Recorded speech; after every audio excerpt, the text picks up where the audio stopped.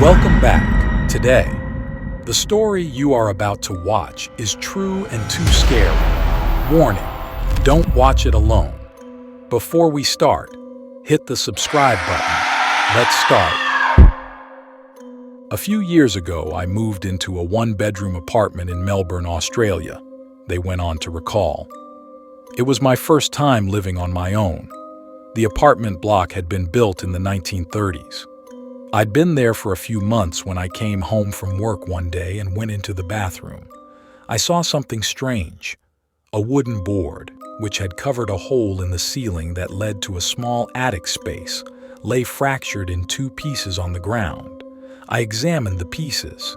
The board was an inch thick, and it would have taken Bruce Lee to break it. I thought the landlord had sent someone to work on the attic. I was frozen stiff with fear.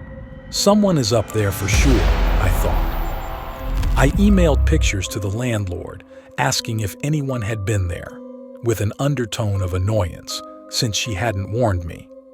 Her reply read, "Please call me as soon as you are able to." I called, and she explained that her last two tenants had said the same thing happened.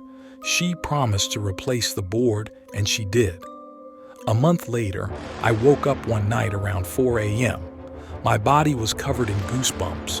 It felt like someone was rubbing his or her hands on me. Everything was silent, but then I heard a dragging sound coming from above my bed. It was as if someone was pulling a sack of potatoes. I froze, convinced someone was up there. There is no way an animal could make that sound. After 5 minutes, I worked up the courage to turn on the light, armed myself with a cricket bat, and walked to the bathroom. That's when I saw that the new board covering the hole was broken in two. I felt sick. The dragging sound had stopped, but I heard something else, whispering. The sound was clear and coming from the attic. It sounded like children's voices, and I could hear one sentence repeated over and over, "It's your turn. It's your turn." I switched on every light in the apartment to make things feel normal. It was 5 a.m. and dark outside. I watched TV to try to unwind. Then a fuse blew. My pet budgie, Dexter, whom I kept in the kitchen, usually never made a sound at night, but he started squawking like he was being strangled.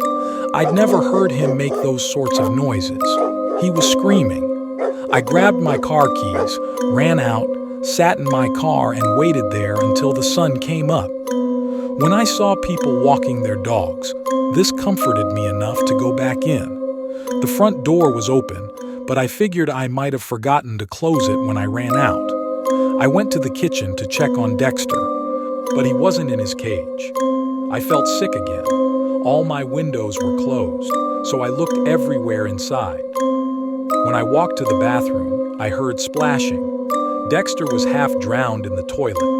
I took him out, washed him, and dried him. I was so confused. At 8 a.m., I called the landlord and gave her a water-it-down version of the night. "Oh, wow, you heard the whispering too," she said. I stayed in that apartment for another 18 months. I heard the whispering on a few occasions, and twice the board covering the hole in the ceiling moved. Although I live elsewhere now, the landlord recently called. She said that her new tenants had begged to speak with me about some of the stuff that's been going on there. Forget it. It's their problem now.